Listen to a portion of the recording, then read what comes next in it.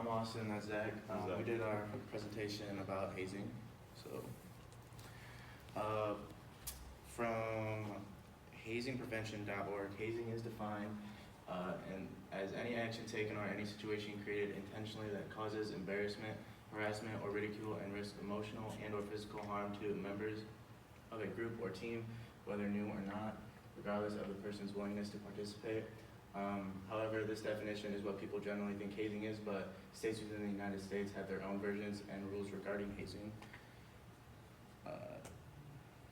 So 6 states within the United States don't have any laws regarding hazing. They include Montana, Wyoming, South Dakota, Alaska, New Mexico, and Hawaii.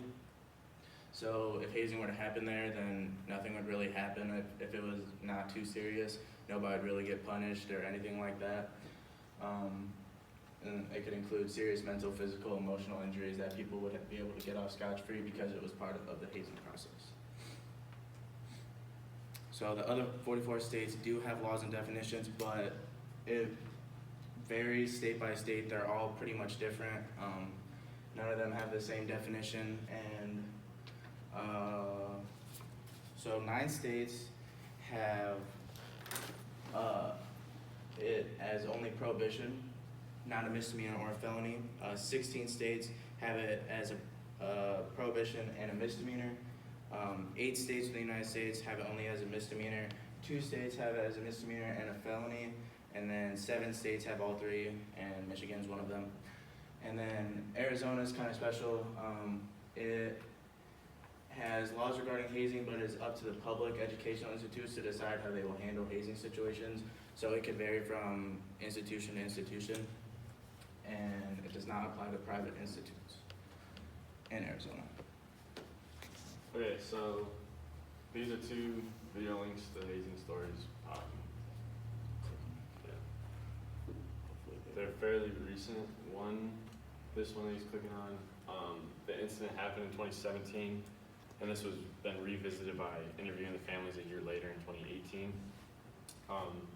Both the instances they're going to talk about, both kids actually died from the hazing acts that happened.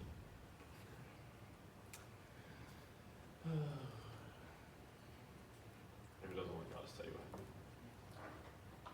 I'll take a minute before it, so.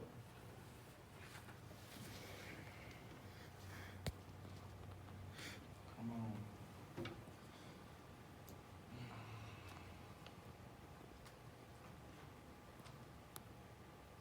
can talk about it if you want. Alright, so while it's still loading, one of the stories was there was 2 kids, 2 different schools. One was Penn State, one was Louisiana State, or often referred to as LSU.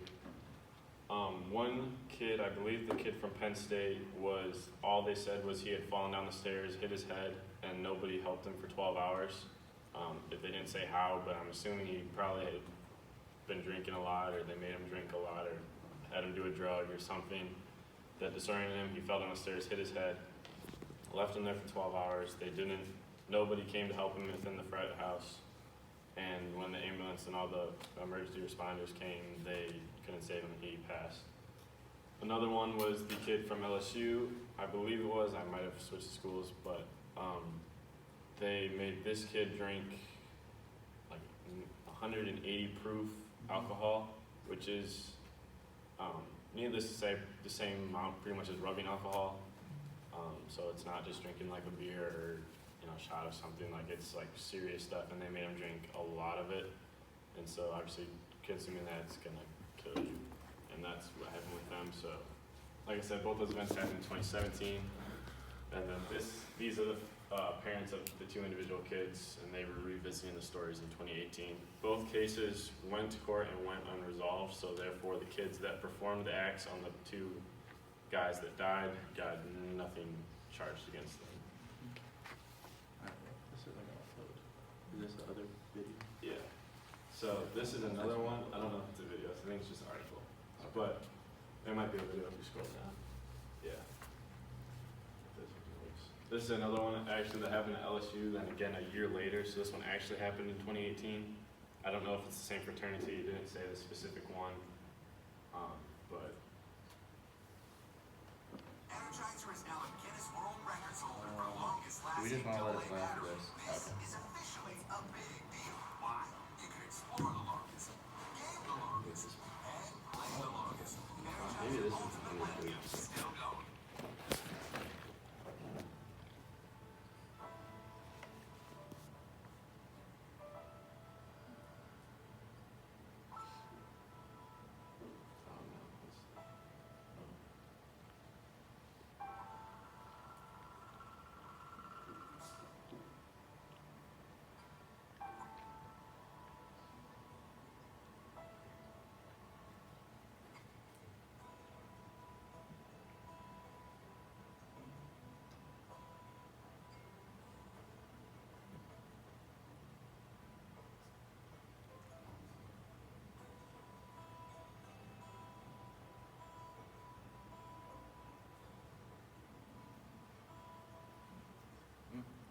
So, obviously those are pretty like horrific things to make a kid do, so, yeah, and those ones, like I said, those kids then actually did get charges and were arrested for the acts they performed. So these are some of just the effects of hazing. You can put a lot of physical damage to your body, emotional, mental, PTSD. You can lose trust with friends or family, sleep deprivation, emotional instability, all that. Organizations can be hurt too from it, so the frats and everything, loss of reputation within the campus community, loss of recognition for the organization, and revoked privileges. So, I mean, it's not only the people that get hazed and the hazer, people doing it themselves, it's everyone, so. So the hazing is an event that happens frequently. Can you click on it? Yeah, just a second. It's an event that happens frequently. Yeah, a lot of the time nobody says anything about it because nobody wants to really snitch on people. In 2017, an article from YouGov.com saying in 2017 that 1 in 5 Americans experienced hazing in high school, which is a pretty high thing. And then this link will just take to scroll down. Yeah. So these are just like a bunch of stats. More than half of college students involved in clubs, teams, and organizations experienced hazing. Percentage of students who experience at least one hazing behavior. So these are different categories within, you could say, colleges because we can relate to it. So varsity athletics has the most, social fraternities and sororities, club sports, performing arts, service fraternity or sorority, intramural, rec clubs, academic clubs, honor society, and then others. So it's pretty common thing you see. Just again, a lot of stuff that goes on is not reported. These are again some effects. As you can see, 11% of people who are hazed are deprived of sleep. 10% are screamed, yelled at, or cursed at by other members. It's one form of hazing. 12% drinking things. So there's all kinds of acts that people make what frats and sororities call pledges or new members do to initiate them. But it's, like I said, it's just pretty easy. So for our discussion questions, should all states have laws against hazing that are determined by each state? Should the United States have a universal law against hazing, making the punishment the same across the board? And should the punishments be left up to the leader or coach of the organization or sports teams that the hazing is committed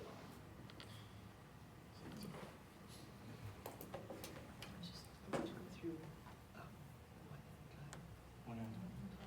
Alright, so we'll just start the first one. Should all states have laws against hazing that are determined by each state? So, as Austin said in the previous, there's six? Yeah. 6 states that don't have any hazing laws, so you can do a hazing act that kills somebody, injures them, whatever, and that person gets nothing put on them because it's hazing. It would be categorized as a hazing and not a murder. Should the United States have a universal law against it, making the punishment the same? So should all states, be it a felony, a misdemeanor, just be prohibited? Don't really know.